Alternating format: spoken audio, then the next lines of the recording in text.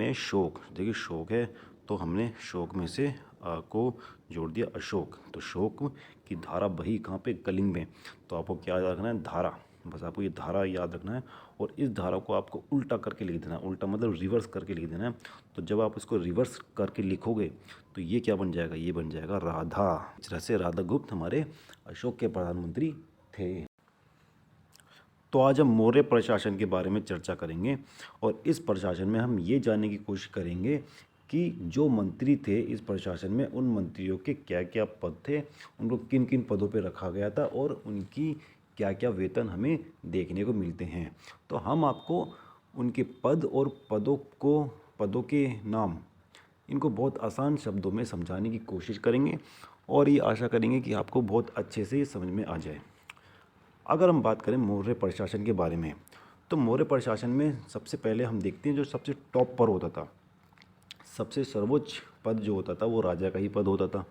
और राजा के पास हर प्रकार के अधिकार हमें देखने को मिलते हैं, चाहे वो न्यायिक हों, सैनिक हों या वैधानिक अधिकार हों। जिस प्रकार के अधिकार थे वो सारे अधिकार हमें राजा के पास देखने को मिलते हैं। अगर राजा की उत्पत्ति के बारे में बात करें तो राजा अपने आप को किसी दैवीय उत्पत्ति से संबंधित नहीं रखता था, लेकिन फिर भी जो जनता थी, जनता कहीं ना कहीं उसको एज ए देवी उत्पत्ति की तरह मानती थी। मतलब देवी मतलब एक तरीके से ईश्वर की तरह उसे को पूजती थी, लेकिन राजा इस चीज़ में विश्वास नहीं रखता था। राजा का जो सबसे मेन काम था वो काम क्या था, देखिए राजा सबसे ज़्यादा क्या करता था, जनता के साथ अपना समय बिताता था, जिसमें वो अपने राजप्रसाद में जहाँ वो रहा करता था वहाँ पे अपनी सभा में, राजप्रसाद में और जहाँ सभा होती थी उस सभा में वो जनता के साथ अपना इंटरेक्शन किया करता था, जिसमें वो ज़्यादा से ज़्यादा जनता की अपनी समस्याएं सुना करता था। और ऐसा कहा जाता है कि जब राजा अपनी रेस्ट किया करता था, रेस्ट में वो अपने मालिश कराया करता था, जो भी काम किया करता था रेस्ट वाले काम में भी, वो उस समय भी जनता की ही शिकायतें सुनता रहता था। तो इससे हमें ये पता चलता है कि राजा अपने अपने दिन का जो ज़्यादातर समय है वो जनता के साथ बिताया करता था और उसमें वो जनता की शिकायतें सुनता था। कौटिल्य ने एक बार ये कहा था कि अगर किसी जनता का राजा के साथ मिलना संभव नहीं हो पा रहा है तो इस परिस्थिति में ये तो ना राजा के लिए अच्छा है और ना ही जनता के लिए अच्छा है। तो बेसिकली हम ये देखते हैं जनता और राजा दोनों एक प्रकार से काफ़ी अच्छे संबंध में हमें इसमें देखने को मिलते हैं। और इसमें जो राजा है वो पूरा का पूरा एक तरीके से मतलब उसका जो कंट्रोल है पूरी अपनी प्रजा पे रहा करता था। तो ये हमने बात करी राजा के बारे में। अब राजा के कुछ मंत्री भी हुआ करते थे, कुछ अधिकारी भी हुआ करते थे, जो उनको विभिन्न विभिन्न मैटर्स पर क्या करा करते थे, उनको एडवाइस किया करते थे। ठीक है, तो सबसे पहले अगर हम बात करेंगे तो वो पर्सन थे हमारे अमात्य। ठीक है, अमात्य या सचिव, बेसिकली ये कोई मंत्री नहीं होते थे, ये पदाधिकारी होते थे और इनका काम बेसिकली प्रशासन में ये होता था कि विभिन्न विभिन्न मुद्दों पर राजा को अपनी एडवाइस दिया करते थे। आपको स्पेशल बता दूं कि ये कोई एक मंत्री नहीं है, ये सिर्फ एक पदाधिकारी हैं। और अगर अगर इनमें से कुछ मंत्री ऐसे होते थे जो बहुत अच्छे होते थे, जो एकदम सिंपल जीवन जीते थे और राजा को अगर वो पसंद आ जाते थे तो राजा इन्हीं अधिकारियों में से, इन्हीं पदाधिकारियों में से वो क्या करते थे, वो राजा उसको मंत्री का पद दे दिया करता था। ठीक है, मंत्री का पद देने से क्या होता था कि ये जो पदाधिकारी थे अब ये एक मंत्री बन जाते थे और मंत्री बनने के साथ साथ ये क्या हो जाते थे, ये एक मंत्रिणी यानी कि छोटी मंत्री परिषद के सदस्य बन जाते थे। अब इस सदस्य में यानी कि मंत्री परिषद में 4 से 5 मेंबर हुआ करते थे। ये 4 से 5 मेंबर आप एक तरीके से कह सकते हो, ये जो मंत्री परिषद थी ये बेसिकली एक छोटी सी कैबिनेट थी। जैसे आज हम देखते हैं कैबिनेट होती है, उसी तरीके से ये भी एक तरीके से कैबिनेट थी राजा की। और इसमें बेसिकली 4 से 5 अधिकारी, ये मंत्री शामिल हुआ करते थे। और वो कौन कौन से थे, जैसे कि युवराज हो गया, राज्यपाल हो गया, उसके बाद सेनाध्यक्ष हो गया और हमारे सन्निधाता हो गए। तो इस तरीके से हम ये देखते हैं ये कुछ मेजर मंत्री थे, अधिकारी थे जो इस मंत्रिपरिषद के सदस्य थे और ये इंस्टेंट मैटर, जो बिल्कुल ज़रूरी मैटर्स जो होते थे उन मैटर्स पे राजा को सलाह दिया करते थे। राजा कभी भी कुछ काम अपनी अपनी मर्जी से नहीं किया करता था। हालांकि जो लास्ट डिसीजन होता था वो राजा का ही होता था, लेकिन फिर भी वो जो भी काम होते थे उन कामों को अपनी मंत्रिपरिषद की सलाह से किया ही करता था। ठीक है, आई होप कि आपको इतना समझ में आ गया होगा। उसके बाद अगर बात करें मंत्रियों के वेतन कितने थे, इनके अधिकारियों और मंत्रियों के वेतन कितने थे, तो इसमें अगर हम बात करेंगे वेतन से रिलेटेड,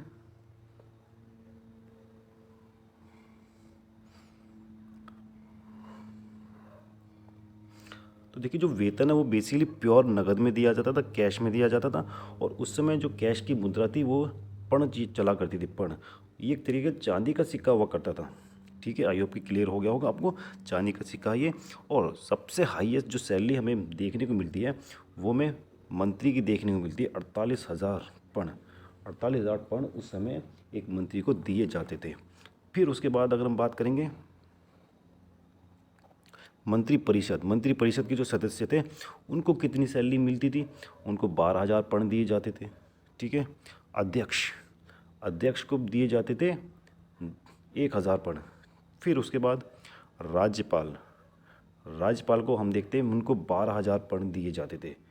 फिर उसके बाद देखते हैं हम लेखपाल लेखपाल को 400 पर्ण दिए जाते थे। फिर सैनिकों को 500 पर्ण दिए जाते थे। और सबसे कम जो सैलरी मिलती थी वो राज्य के सब कर्मचारी होते थे, उनको 60 पर्ण दिए जाते थे। तो इस तरह से हमने देखा मौर्य प्रशासन में सैलरी का स्ट्रक्चर इस तरह होता था। और अब हम आते हैं अपने मेन टॉपिक पे, जिसमें हम बात करेंगे कौन कौन से मंत्री किस किस विभाग से संबंधित हैं। ठीक है, तो सबसे पहले हम आपको बताएंगे कि हमारे मौर्य प्रशासन में जो राजा हुए, जैसे कि हमारे बिंदुसार हुए, चंद्रगुप्त मौर्य हुए और उसके बाद अशोक हुए, तो इनके कौन कौन से प्रधानमंत्री थे। तो चंद्रगुप्त मौर्य के आपको तो प्रधानमंत्री के बारे में पता ही है, वो तो थे हमारे कौटिल्य। ठीक है, क्या थे वो थे कौटिल्य। अगर हम लिखेंगे तो वो थे हमारे कौटिल्य। और अगर बात करेंगे बिंदुसार के प्रधानमंत्री थे, उनका नाम था खल्लाट। ठीक है, क्या नाम था, खल्लाट। अब देखो इसको याद करने के लिए मैं आपको एक छोटी सी ट्रिक बताऊंगा याद करने के लिए, ताकि ये आपको अच्छे से याद हो जाए। ठीक है, कौटिल्य और खल्लाट को देखिए, अब मैंने यहाँ पे लिख रखा है क्या, कौटिल्य और खल्लाट। अगर मैं इस कौटिल्य में से ये जो या है, इस या को हटा के मैं यहाँ पे खा लिख दूँ। ठीक है, अगर मैं कौटिल्य में से या को हटा के खा लिख दूँ तो ये क्या बन जाएगा, इसको पीछे से अगर मैं इसको पढ़ूँ, पीछे से मुझे इसको पढ़ना है, जैसे कि खल्लाट।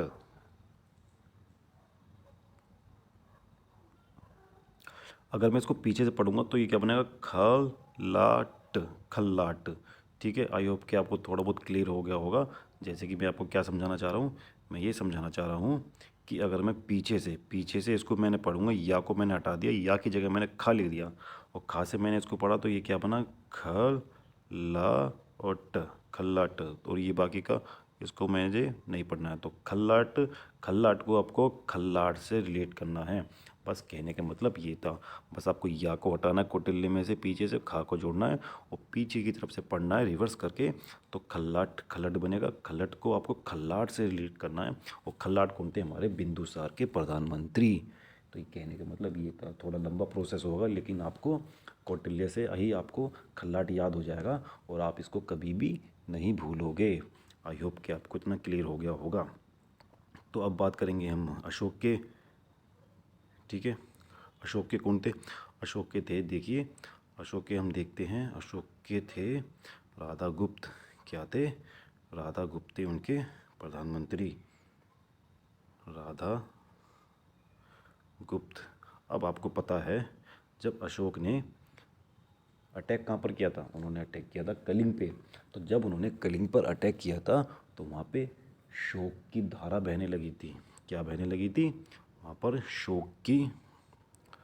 शोक की धारा। ठीक है, शोक की धारा बहने लगी थी कहाँ पे, कलिंग में। तो आपको क्या याद रखना है, कलिंग में शोक। देखिए शोक है तो हमने शोक में से को जोड़ दिया अशोक, तो शोक की धारा बही कहाँ पे, कलिंग में।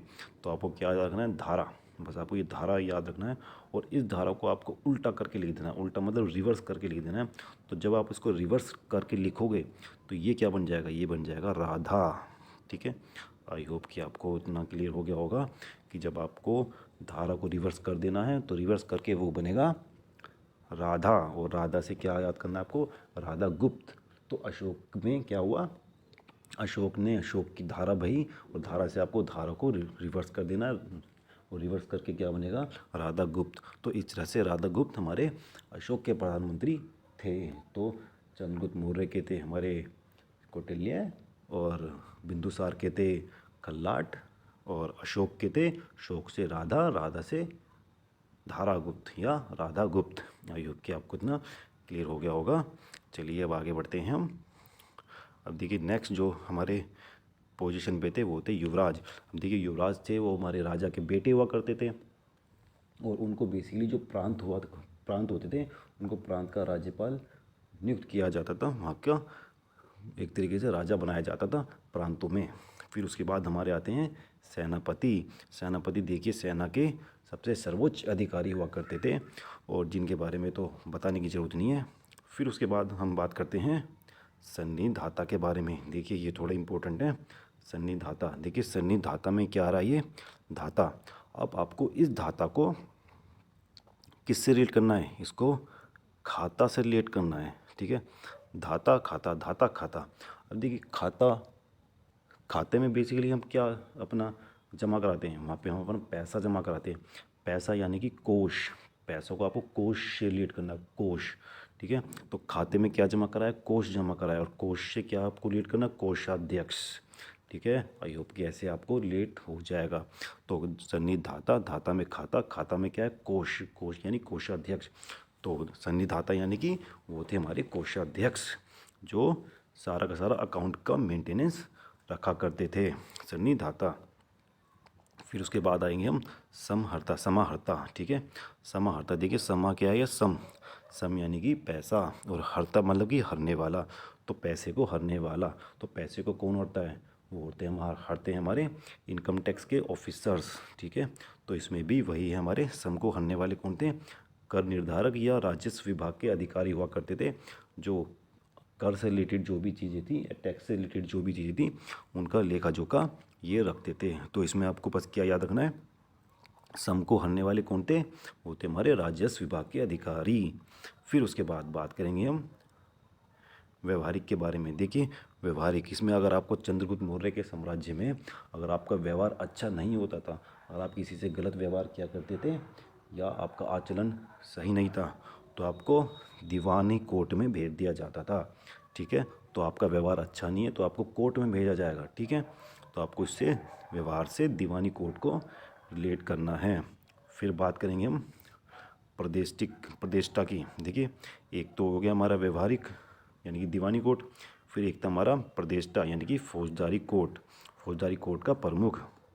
अब देखिए प्रदेष्टा को कैसे याद करोगे, प्रदेष्टा को आपको दुष्ट से याद रखना है। ठीक है, दुष्ट, अगर आप मौर्य साम्राज्य में दुष्ट काम करोगे तो आपको फौज में भेज दिया जाएगा, फौजदारी कोर्ट में आपको भेज दिया जाएगा। ओके, तो आपको ये दोनों कोड याद रखने हैं, व्यवहार से दीवानी कोड और प्रदेष्टा से दुष्ट कार्य करोगे तो फौज में भेज दिया जाएगा, फौज के कानून चलेगा आपके पास। ठीक है, फौज का कानून आपके ऊपर लागू होगा, फौज के कोर्ट में आपको भेज दिया जाएगा।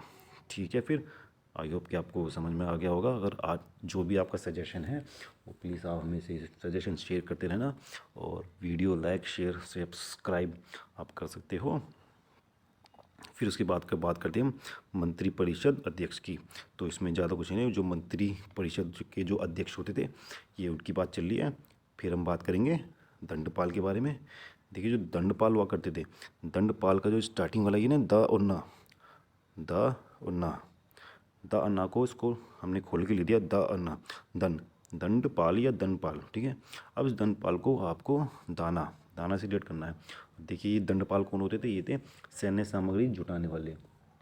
अब सैन्य सामग्री किसी प्रकार की हो सकती थी, चाहे वो खाने के रूप में हो, हथियारों के रूप में हो, किसी भी रूप में हो सकती थी ये सैन्य सामग्री। तो धन से आपको क्या याद रखना है, दाना। और दाना यानी कि जो भी सामग्री है सैन्य से, सेना से रिलेटेड, उसको जुटाने वाले अधिकारी को हम क्या कहते थे, दंडपाल कहते थे, जिनका काम होता था सैन्य सामग्री को जुटाना। उसके बाद बात आएंगे दुर्गपाल। देखिए साम्राज्य में बहुत ही जगहों पर एंट्री पे, साम्राज्य की एंट्री पे बहुत विभिन्न भिन्न प्रकार के क्या बने हुए थे, दुर्ग बने हुए थे, जहाँ से एंट्री और एग्जिट ली जाती थी। बेसिकली इन दुर्गों के ऊपर दुर्गपाल को नियुक्त किया जाता, जो बेसिकली इनकी मेंटेनेंस का काम किया करते थे। तो दुर्ग से आपको दुर्गपाल को रिलेट करना है, जो हमारे दुर्ग थे उनको मेंटेनेंस का काम, जो उनके प्रशासन का या रख रखाव का काम किया करते थे साम्राज्य के अंदर। फिर उसके बाद है नागरक। नागरक, ठीक है, नागरक यानी कि नगर का प्रमुख। नगर में जितनी भी प्रकार की जो भी एक्टिविटीज़ होंगी, वो एक्टिविटीज़ हमारे नागरक के अंडर में आएंगी। तो नागरक का काम होता था नगर का प्रमुख, यानी कि नगर की देखरेख करने वाला। उसके बाद बात करेंगे आठविक। देखिए आठविक जो अध्यक्ष होता था या अधिकारी होता था, उसका काम होता था वन विभाग का प्रमुख, ठीक है। अब वन विभाग का प्रमुख देखो उसको कैसे याद करना है, ये जो आर्ट है ना, आर्ट, इस आर्ट को आपको ओट से रिलेट करना है, आर्ट को ओट से रिलेट करना है, ठीक है। अब ये ओट क्या होती है, देखिए ओट बेसिकली क्या होती है, जब हम किसी पेड़ की छाया में खड़े होते हैं या किसी घर की छाया के नीचे खड़े होते हैं, तो छाया को हम एक तरीके से ओट भी बोलते हैं, यानी कि हम किसी की ओट में खड़े हैं, तो छाया को आपको ओट से रिलेट करना है, तो ओट यानी कि आर्ट। अब छाया में खड़े होंगे तो कहीं ना कहीं हम रिलेट करेंगे किसी पेड़ की छाया में खड़े होंगे। वो पेड़ किससे रिलेट करता है, वो वनों से या जंगलों से रिलेट करता है। तो आपको आर्ट से ओट रिलेट करना है। ओट की किसकी में, पेड़ों की ओट में, पेड़ यानी कि वनों की ओट में हम खड़े हैं। तो आठवीं को आपको वन से रिलेट करना है, ओट से रिलेट करना है। तो आठवीं यानी कि वन विभाग का जो प्रमुख होते थे वो हमारे आठवीं कहलाते थे। आई होप कि आपको इतना समझ में आ गया होगा। फिर उसके बाद कर्मांतिक। देखिए कर्मांतिक थे उद्योग धंधों का प्रमुख, ठीक है। देखिए कैसे थे वो कर्मांतिक उद्योग धंधों के प्रमुख। कर्मांतिक में क्या आ रहा है, कमा, ठीक है, कमा। यहाँ पे अगर मैं रा की मात्रा को हटा दूँ, ठीक है, तो ये बन जाएगा कमा। अब देखिए उस समय लोग कमाने के लिए या तो कृषि कार्य करते थे या वहाँ पे कारखानों में अपना जो भी है वो कार्य किया करते थे। तो कमाने के लिए कहाँ जाना पड़ेगा, या तो कृषि में या उद्योग धंधों में जाना पड़ेगा। तो कृषि में तो है नहीं, तो कर्मांतिक को आपको उद्योग धंधों से रिलेट करना है। कैसे, कमा के लाओ, कहाँ से लाओ, उद्योग धंधों से कमा के लेके आओ। तो कर्मांतिक को आपको कमा से रिलेट करना है, और कमाने के लिए कहाँ जा रहे हैं, उद्योग धंधों में कमाने के लिए जा रहे हैं। तो जो हमारे कर्मांतिक थे वो उद्योग धंधों का प्रमुख था। आई होप कि आपको इतना समझ में आ रहा होगा और अच्छा लग रहा है, तो इसको लाइक शेयर सब्सक्राइब करना। फिर थे नायक, हमारे नायक थे हमारे सेना नायक। तो इसमें आपको समझने की कोई दिक्कत नहीं है, तो आपको याद हो जाएगा, नायक थे हमारे सेना नायक। उसके बाद द्वारिक। देखिए द्वारिक को आपको कैसे याद करना है, द्वारिक, द्वारिक को आपको द्वार से रिलेट करना है। द्वार, द्वार यानी कि दरवाजे पे जो खड़े होते हैं, तो ये वो अधिकारी थे जो राजमहल की देख रेख करने वाले कर्मचारी थे, यानी कि जो राजमहल में एंट्री ले रहा है, एग्जिट ले रहा है, तो उसके जो अधिकारी थे ये उनकी देख रेख किया करते थे। तो द्वार, तो राजमहल के जो द्वार थे, ठीक है, आपको राजमहल के द्वार से इसको द्वार को, दोवा को द्वार से लेट करना है, उससे फिर आपको राजमहल के अधिकारी से इसको कर्मचारी से लेट कर देना है। तो यानी द्वारिक, यानी कि द्वारिक और दवारिक। तो द्वारिक को द्वार से, और द्वार किसके थे, राजमहल के थे। आई होप कि आपको इतना समझ में आ गया होगा। फिर उसके बाद अंतर्वशिक, अंतर्वशिक, ठीक है। तो ये थे हमारे अंगरक्षक। अंगरक्षक किसके थे, ये अंगरक्षक थे राजा के होते थे, जो हमेशा राजा के साथ चला करते थे। तो यानी कहीं ना कहीं ये आंत से आपको रिलेट करना है, आंतरिक, ठीक है, आंतरिक आपको रिलेट करना है, ठीक है। अभी आंतरिक देखो, आंत, यहाँ पे भी आंत आ रहा है, यहाँ पर भी आंत आ रहा है, ठीक है। तो आंत से यानी कि अंदर का, आंत से यानी कि आंतरिक, और आंतरिक यानी कि अंतर का, इंटरनल। तो जो इंटरनल होते हैं हमारे अंगरक्षक होते हैं, वो जो हमारे साथ रहते हैं, ठीक है।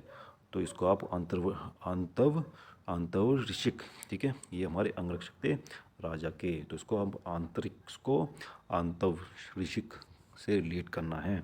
आई होप कि आपको समझ में आ गया होगा। फिर उसके बाद बात करेंगे अंत, अंतपाल। देखिए अंत में क्या आ रहा है, अंत, ठीक है, अंत यानी कि एंड में, ठीक है, एंड में। और यहाँ पर भी क्या है, सीमावर्ती सीमावर्ती, जो सीमा भी कहाँ होती है, वो भी अंत में ही होती है, साम्राज्य के अंत में होती है। तो सीमावर्ती यानी साम्राज्य के अंत में जो दुर्ग बने होते थे, उन दुर्गों को रक्षक और मार्गों की सुरक्षा करने वाले जो अधिकारी होते थे वो हमारे अंतपाल कहलाते थे। तो आपको अंत को अंत से रिलेट करना है। जो अंत में क्या है, दुर्ग होते थे और जो मार्ग होते थे उनके रक्षक थे हमारे, और मेंटेनेंस के जो काम करते थे हमारे अंतपाल किया करते थे। आई होप कि आपको समझ में आ गया होगा। फिर उसके बाद है प्रशस्ता। देखिए प्रशस्ता को आपको प्रशस्ति से रिलेट करना है, ठीक है। प्रशस्ता को प्रशस्ति से रिलेट करना है। प्रशस्ति क्या होती है, जो भी राजा होते हैं उनकी प्रेस के लिए, उनकी जो मतलब उनकी बड़ाई करने के लिए लिखी जाती हैं, वो प्रशस्ति होती थी। और ये क्या है, एक तरीके का ये दस्तावेज हुआ करते थे। क्या होते थे, ये प्रशस्ति एक तरीके के दस्तावेज हुआ करते थे। तो आपको प्रशस्ति से प्रशस्ता रिलेट करना है। और प्रशस्ता क्या है, एक तरीके के दस्तावेज है। तो ये भी क्या थे, जो प्रशस्ता होते थे, प्रशस्ता बेसिकली जो अधिकारी होते थे वो राजकीय दस्तावेज को सुरक्षित रखने वाले अधिकारी हुआ करते थे। तो आपको प्रशस्ता से प्रशस्ति रिलेट करना है। प्रशस्ति क्या है, दस्तावेज है। तो ये भी दस्तावेज को सुरक्षित रखने वाले अधिकारी हुआ करते थे। आई होप कि आपको समझ में आ गया होगा। और अगर आपके जो भी सजेशंस हैं प्लीज़ उसको शेयर करना हमारे साथ। और ऐसे ही आप वीडियोस में हमें देखते रहोगे, मिलते रहोगे। तब तक के लिए ऑल द बेस्ट, और मिलते हैं किसी नई वीडियो में। धन्यवाद।